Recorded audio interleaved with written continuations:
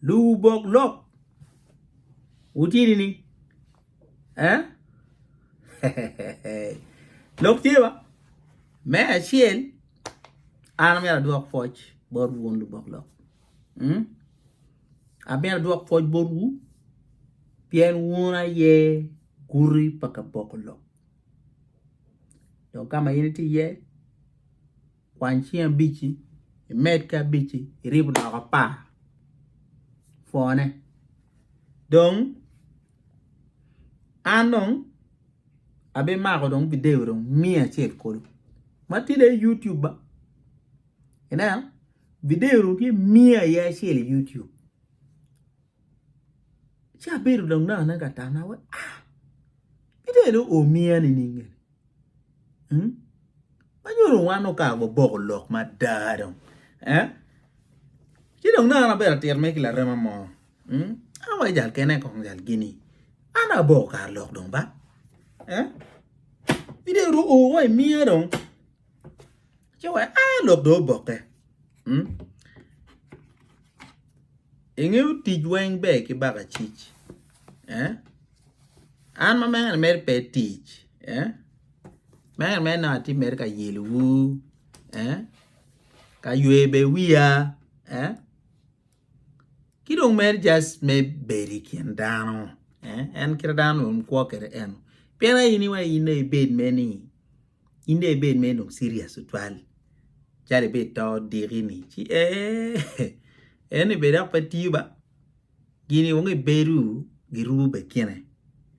Ini beru serious. Kenu kene ko gonyo beru be ma iyo mi ba nyer we lo miu be na chal pala Ka-Bokolok. Ento ana mirni tin ana bien ka min ngech. Ka-Bokolok don lobo energy gi logo kerni pegeti a logo don lobo ni be gudi ma be. Pege logo don lobo ni o ko chuke yu ma dieta be ma da.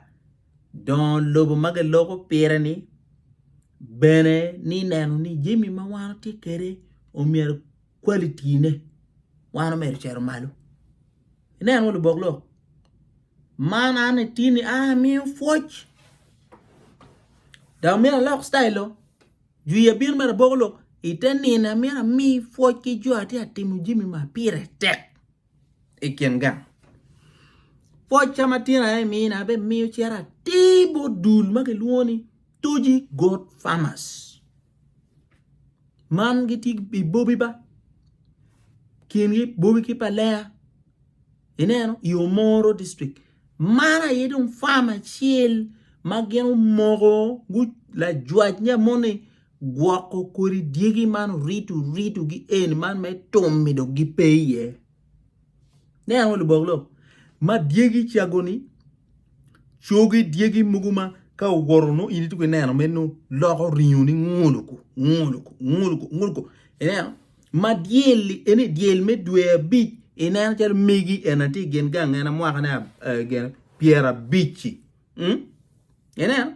Nu diel ki di mer be tiche be pe ka de kwa la ke kome itam we ne ka fo ya ye. Komano we style ene ba. Donka in tinge kumbershane in cher farm en man te lok pere Torchi Goat. Man in bi cher chi nanu. Diegi chi be penyo ka ujone. Eni luteno lieko. Dog be koro gi ke na winya ba.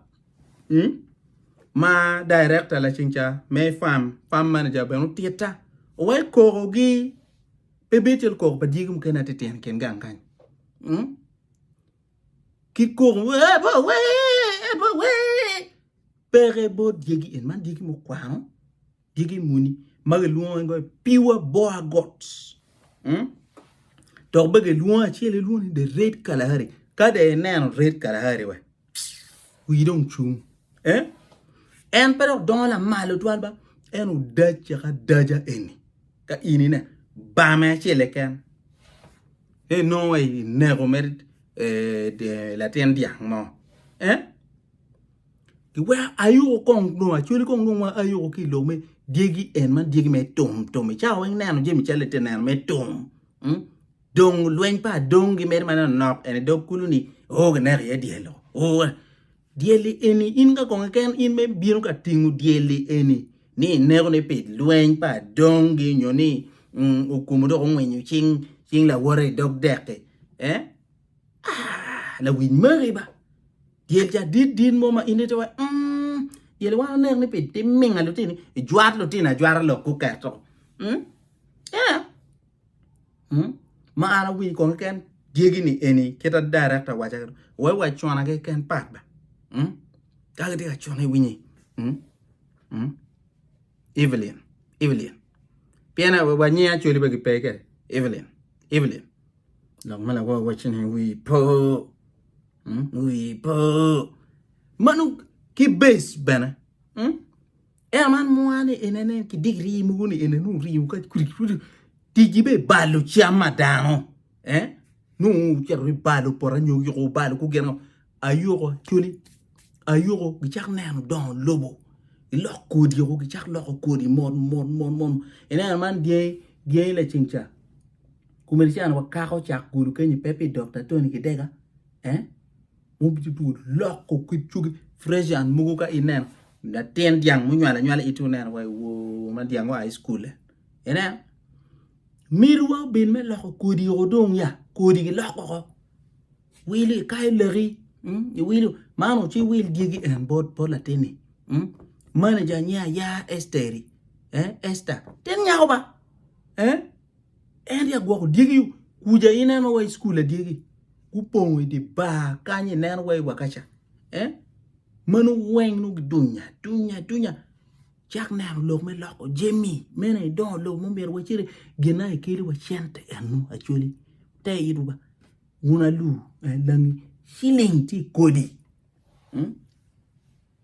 gweni mo goni ena te tena enene wengi negyo jak na lo ka kodi ko afoyo wengi lo kodi ko jemi ko be jemi di wachi umere ba kayin pe mer wunyu lo mer mi diegi kumbel chamane boa gors matima beju mati piwa la wore red kala hari tie I farm magaluni Torchi Goat Farm I Omoro District timbe shet kunu inon kori wan diegi ni no yini bega mi gi mere nya chuli donde diegi mai mi gi nyin kwan gi ye man kit nani pi diegi mabejo sherati Torchi Goat Farmers kon kit